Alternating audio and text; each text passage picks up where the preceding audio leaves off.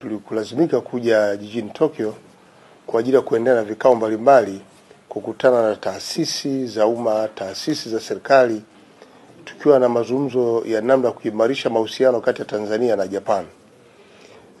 Kuanzia tarehe 27 tumeendelea kukutana na taasisi mbalimbali. Jana pia tulikutana na jumuiya ya wafanyabiashara jijini Tokyo ambao wameonyesha interest ya kuja Tanzania kwa ajili ya uwekezaji. Tumekuwa na mazungumzo mazuri, na mazungumzo yetu hasa tumeendelea kuhakikishia kwamba Tanzania ni nchi yenye mpango mkakati wa kukuza uchumi wake, na moja kati ya maeneo ambayo tumeamua kuyaimarisha ni uwekezaji wa ndani ya nchi. Kama tuna Watanzania wanaweza kuwekeza, lakini tumetoa wito pia kwa sekta binafsi kutoka nje ya nchi, ikiwemo hapa nchini Japan. Nchi ya Japan ina miradi zaidi ya 24 ambayo imewekezwa kwenye Tanzania. Kwa hiyo wako wafanyabiashara wana uzoefu wa uwekezaji Tanzania, wanaijua Tanzania, na wametusaidia sana katika kueleza faida ya kuwekeza Tanzania.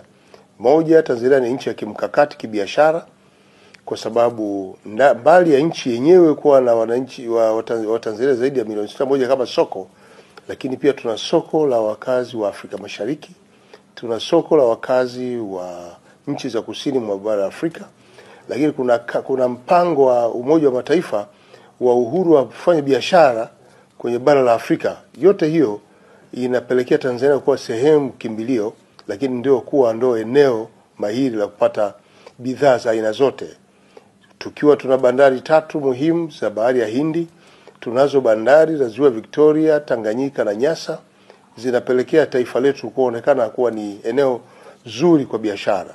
Lakini muhimu zaidi ni kuwa na njia ya usafirishaji ya reli, njia ambayo inakatiza kutoka Dar es Salaam kwenda magharibi mwa Tanzania na kanda ya ziwa.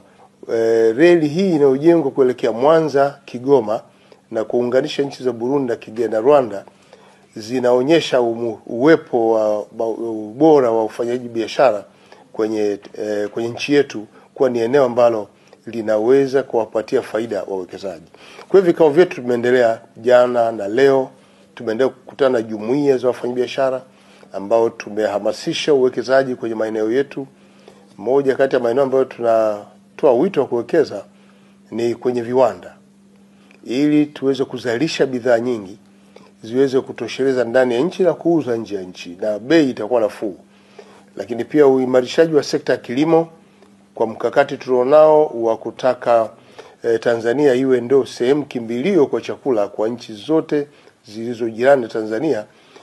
Tumeendelea kutoa wito huo na tumewakaribisha, lakini hasa tunafungua fursa kwa Watanzania wanaotaka kuingia kwenye biashara, kuingia ubia na makampuni ya Japan, ambao na wao wameridhia kwamba kila kampuni itakayokuja baada ya kujisajili itahitaji kuungana na Watanzania ambao wana makampuni kama hayo ili wafanye biashara. Kwetu sisi ni jambo zuri, tutapata uzoefu wa kuendesha biashara, lakini pia kuongeza uchumi wa mtu mmoja kwa Watanzania wenyewe.